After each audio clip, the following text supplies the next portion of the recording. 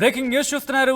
తిరుపతి జూలో సింహానికి బలైన ప్రహ్లాద్ మానసిక స్థితిపై పలు అనుమానాలు వ్యక్తమవుతున్నాయి. అవును, జూకి వెళ్లే ముందు రోజు తిరుమల వేణుగోపాల స్వామి గుడికి వెళ్లాడు ప్రహ్లాద్. టికెట్ తీసుకుని దర్శనానికి వెళ్ళాలి అని చెప్పి టీటీడీ సిబ్బంది కోరారు. అయితే టీటీడీ సిబ్బందిపై ప్రహ్లాద్ దాడికి దిగాడు.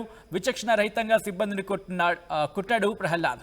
మరుసటి రోజు జూకి వెళ్లాడు ప్రహ్లాద్. సింహం ఎన్క్లోజర్లోకి ప్రవేశించాడు. అతడు ప్రహ్లాద్ను చంపేసింది సింహం. పలు కోణాల్లో దర్యాప్తు చేస్తున్నారు పోలీసులు. ప్రహ్లాద్ రాజస్థాన్ వాసిగా గుర్తించారు పోలీసులు. అసలు ఇంతకీ ఏం జరిగింది, దీనికి సంబంధించి అప్డేట్స్ తెలుసుకునే ప్రయత్నం చేద్దాం. మా ప్రతినిధి లోకేష్ అప్డేట్స్ అందించేందుకు లైవ్ లో జాయిన్ అవుతున్నారు. లోకేష్, ప్రహ్లాద్ విషయంలో ఏం జరిగింది? ఏదైతే 2 రోజుల క్రితం తిరుపతి ఎస్వి జూ పార్క్ లో సింహం నోట కరిచి మృత్యువాత పడినటువంటి రాజస్థాన్ కి సంబంధించినటువంటి ప్రహ్లాద్ ఆ మృతికి సంబంధించి అనేకమైనటువంటి మీడియా కథనాలు వెలుగు చూసినటువంటి పరిస్థితి. నిజాల్ని అక్కడ ఉండేటువంటి క్యూరేటర్, అదేవిధంగా సాక్ష్యాధారాలతో సహా అక్కడ ఉండేటువంటి సాక్షులతో ఆర్టీవీ బయట పెట్టేటువంటి ప్రయత్నం చేసింది. అందులో పూర్తిగా సక్సెస్ఫుల్ అయినటువంటి పరిస్థితి. ఏ విధంగా ప్రహ్లాద్ ఎంటర్ అయ్యాడు, ఏ విధంగా ఈ సింహం నోట కరిచాడు అనేటువంటి పిన్ టు పిన్ ఆర్టీవీ ప్రేక్షకులకి మనం ఎక్స్ప్లెయిన్ చేసేటువంటి నిజాలను అయితే మాత్రం చూపించగలిగాం. అయితే అనుకున్నట్టుగా ముందు ఏదైతే ప్రహ్లాద్ 10 గంటల 15 నిమిషాలకి జూ పార్క్ లోకి ఎంటర్ అయ్యాడు. తన మానసిక స్థితి సరిగా లేదు. 3 గంటల అనంతరము ఇటు సింహం సంబంధించినటువంటి ఎంక్లోజర్ లోకి దూకాడు అనేటువంటి అనుమానాలు రేకెత్తున్నటువంటి నేపథ్యంలోనే ఇవాళ ఆర్టీవీ చేతికి ఒక విజువల్ అనేది దొరికింది. ఏదైతే తిరుమలలో ఉండేటువంటి వేణుగోపాల స్వామి దేవస్థానం, అంటే ఇది హత్తిరామ్జీ మఠానికి సంబంధించినటువంటి వారి కింద వాళ్ళ నిర్వహణలో ఉంటుంది. టీటీడీకి ఏమాత్రం సంబంధం లేనటువంటి పరిస్థితి అయితే ఉంటుంది. అయితే ఆ దేవస్థానానికి వెళ్ళినటువంటి ఈ ప్రహ్లాద్ అక్కడ టోకన్ తీసుకోమని చెప్పి హత్తిరామ్జీ మఠానికి సంబంధించినటువంటి వ్యక్తులు అడగగా ఒక్కసారి కోపార్థితానికి గురైనటువంటి పరిస్థితి. ఏదైతే టికెట్లు ఇచ్చేటువంటి యంత్రాన్ని కూడా ఆ సిబ్బంది పైన విసిరి కొట్టడం, వాటిని పగలగొట్టడం, తన చేతితో ఒక రకమైనటువంటి మారణాయుధాన్ని తీసుకొని కూడా అక్కడ ఉండేటువంటి టికెట్ ఇష్యూ చేసేటువంటి సిబ్బందిపై దాడికి దిగినటువంటి పరిస్థితి.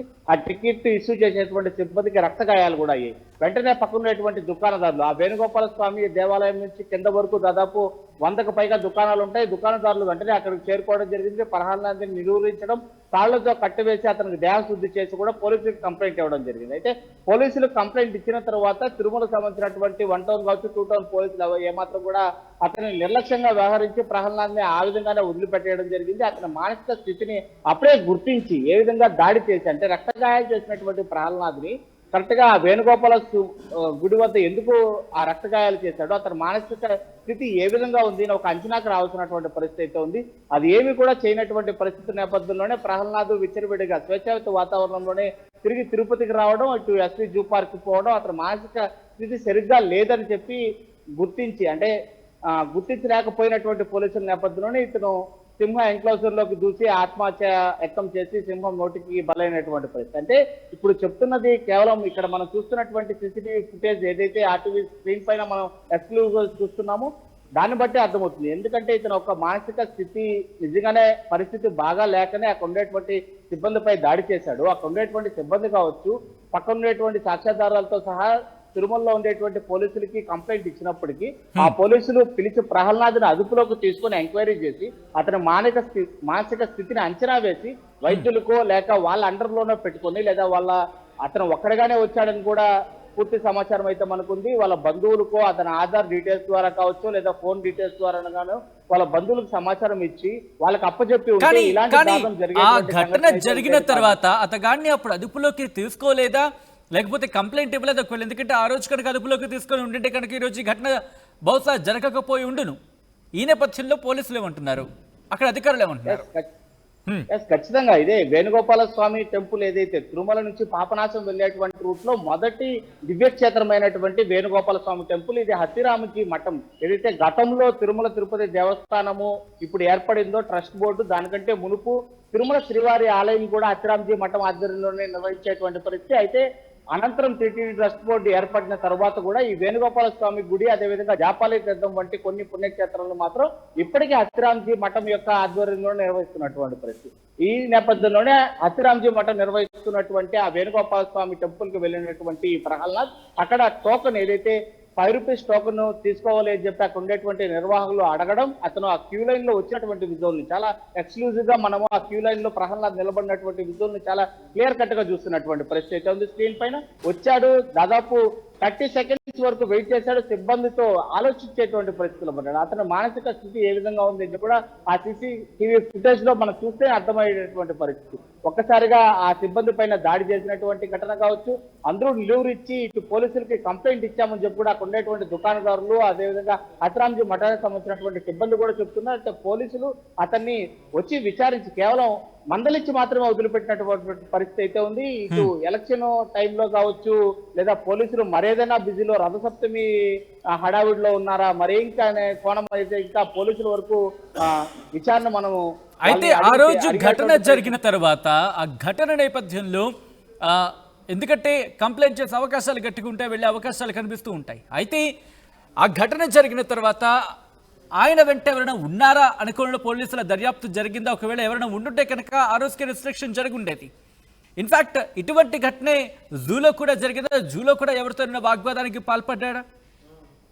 ఎస్, ఖచ్చితంగా ఇక్కడ మనం అబ్జర్వ్ చేస్తున్నాం. ఎందుకంటే ఈ హత్రాంజీ మఠానికి ఆధ్వర్యంలో ఉన్నటువంటి వేణుగోపాల స్వామి దేవాలయానికి సంబంధించినటువంటి CC ఫుటేజ్ ఎక్స్క్లూజివ్ గా మన ఆర్టీవీ స్క్రీన్ పైన ప్రస్తుతం ప్రసారం అవుతున్నటువంటి విజువల్. ఇది ఖచ్చితంగా అతను సింగిల్ పర్సన్ గా వచ్చాడు అని చెప్పి ఇక్కడ నిజాలు నిర్భయంగా పూర్తి స్థాయిలో కూడా CCTV ఫుటేజ్ ఆధారంగా కూడా చూపించేటువంటి ప్రయత్నం అయితే మనం చేస్తున్నాం. జూ పార్క్ లో కూడా ఇదే జరిగింది. అతను కేవలం ఒక వ్యక్తి మాత్రమే వచ్చాడని నిర్ధారణ అయింది. అయితే పోలీసులకి ఏదైతే వేణుగోపాల స్వామి గుడిలో కంప్లైంట్ ఇచ్చినటువంటి అనంతరం అక్కడికి 2 కానిస్టేబుల్ చేరుకున్నారు. ఈ ప్రహ్లాద్ని విచారించి ఎందుకు దాడి చేశామని అడగడం, అతను మానసిక స్థితి సరిగా లేదని గుర్తించి కానిస్టేబుల్ వరకే కూడా ఆ ఫిర్యాదును ఉంచి ఉన్నతాధికారులకు ఆ ఫిర్యాదు పోనీయకుండా చేయడం వల్ల అతను ఏదో మానసిక స్థితి సరిగా లేదు, వెళ్ళిపోతాడు తిరిగి ఇంటికి అనేసి అని చెప్పి వాళ్ళు నిర్లక్ష్యం వహించడంతో వాళ్ళు వదిలిపెట్టినటువంటి పరిస్థితి. అతను తిరిగి తిరుపతి చేరుకోవడం, SV జూ పార్క్ వెళ్ళడం, అక్కడ గేట్ లో ఎలాంటి అంటే తిరుపతి జూ పార్క్ సంబంధించినటువంటి టికెట్ కౌంటర్ లో ఎలాంటి అక్కడ ఉన్నటువంటి సిబ్బందితో ఎలాంటి వాగ్వాదాలు పడలేదు. ప్రహ్లాద్ కేవలం టికెట్ కొనుగోలు చేశాడు, లోపలికి వెళ్ళాడు, 10 గంటల 15 నిమిషాలకి తీసుకున్నటువంటి టికెట్ తీసుకొని జూ పార్క్ లోకి ఎంటర్ అయ్యి దాదాపు 3 గంటల పాటు జూ పార్క్ లో ఉండేటువంటి అన్ని ఎంక్లోజర్స్ తిరుక్కొని వచ్చి తిరిగి సింహం ఎంక్లోజర్ దగ్గరికి వచ్చిన తర్వాత అతని మానసిక స్థితి సరిగా లేక ఆ సింహం ఎంక్లోజర్ లోకి ఒక్కసారిగా డై చేయడం, ఆ సింహం పక్కనే ఉండడం, అతను నోటి ఖర్చి మృత్యువాత పడినటువంటి సంఘటన. అయితే మొత్తం మీద ఇక్కడ పోలీసుల నిర్లక్ష్యం అంటే ఉన్నతాధికారులకి ఫిర్యాదు ఇవ్వకుండా కింది స్థాయి సిబ్బంది ఉన్నతాధికారులు కనుక ఫిర్యాదు ఇచ్చి ఉంటే ఇంత దారుణమైనటువంటి పరిస్థితి అంటే ప్రహ్లాద్ ఒక అమాయకమైనటువంటి మానసిక స్థితి సరిగా లేనటువంటి వ్యక్తి యొక్క ప్రాణాలని కాపాడగలిగేటువంటి పరిస్థితి పోలీసుల చేతుల్లో ఉంది. వాళ్ళే చేజార్చారు అనేటువంటి కామెంట్స్ అయితే మాత్రం చాలా గట్టిగా right Lokesh, thanks for the update. So మొత్తంగా విజువల్స్ మీరు చూస్తున్నారు. సింహం దాడిలో బలైన ప్రహ్లాద్ కి సంబంధించిన విజువల్స్ అవి. అయితే తిరుపతి జూలో సింహానికి బలయ్యాడు ప్రహ్లాద్. అంతకన్నా ముందు ప్రహ్లాద్ మానసిక స్థితి మీద పలు అనుమానాలు వ్యక్తమవుతున్నాయి. ఒకసారి విజువల్స్ మీరు చూస్తున్నారు. జూకి వెళ్లే ముందు రోజు తిరుమల వేణుగోపాల స్వామి గుడికి వెళ్ళాడు ప్రహ్లాద్. టికెట్ తీసుకుని దర్శనానికి వెళ్లాలంటూ కూడా అక్కడ తిరుమల తిరుపతి దేవస్థాన సిబ్బంది సూచించారు. కానీ అదే సందర్భంలో వాళ్ళతో వాగ్వాదానికి దిగిన విజువల్స్ మీరు చూస్తున్నారు. అక్కడ వాళ్ళ దగ్గర ఉన్న మిషన్తో అక్కడ సిబ్బంది మీద తల మీద దాడికి దిగాడు, తలకేసి కొట్టాడు ఏకంగా. ఆ తర్వాత ఇవి కాస్త డిస్టర్బింగ్ విజువల్స్ అనే చెప్పుకోవాలి. ఈ కథను మిమ్మల్ని కాస్త కలవరపరచవచ్చు. అయితే మిమ్మల్ని కలవరపడకు గురి చేయడం ఆర్టీవీ ఉద్దేశం కాదు. ఆర్టీవీ ఇప్పుడు సమాజ శ్రేయస్సును కోరుకుంటుంది. దానిలో భాగంగానే కథను చూపించడం జరుగుతుంది తప్ప మిమ్మల్ని కలవరపడకు గురి చేసే ఉద్దేశం ఆర్టీవీకి ఎన్నడూ లేదు, ఉండదు. అయితే ఇటువంటి కథనాలు చూసినప్పుడు కాస్త కలవరపడకు గురే అవకాశం ఉంటుంది. కాబట్టి దీనికి సంబంధించి తగిన జాగ్రత్తలు తీసుకోని చెప్పి ఆర్టీవీ సూచించడం జరుగుతోంది. ఎప్పుడైతే ప్రహ్లాద్ అక్కడ అధికారుల మీద విచక్షణారహితంగా దాడికి దిగాడు, ఆ లైన్లో ఉన్న భక్తులు కూడా వాళ్ళు భయభ్రాంతులకు గురయ్యారు. ఏం జరుగుతుందో అర్థం కాక వాళ్ళు అక్కడ షాక్కి గురైన పరిస్థితి చెప్పుకోవచ్చు. విజువల్స్ మీరు చూస్తున్నారు. అయితే ఈ ఘటన ఇప్పుడు పలు అనుమానాలకు